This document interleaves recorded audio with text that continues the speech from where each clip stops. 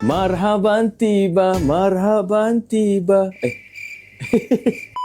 Sempena bulan Ramadan 2026, kedai reket ada buat Ramadan Sale. Tarikh promosi kita bermula 19 hari bulan 2 2026 hingga 28 hari bulan 3 2026. Di ketiga-tiga cawangan iaitu reket Terengganu, reket Kelantan dan reket Kuantan. Apa yang special sempena bulan Ramadan ni? Yang pertama, promosi bulan Ramadan ni kita buat untuk semua orang iaitu walk-in dan untuk online. Yang kedua, kita ada reket Yonex RM99 satu. Yang ketiga, kita ada buy one free one. Dan yang terakhir, siapa-siapa yang beli time promosi bulan Ramadan ni, korang layak join CB Ramadan Sale. Apa yang grand prize-nya?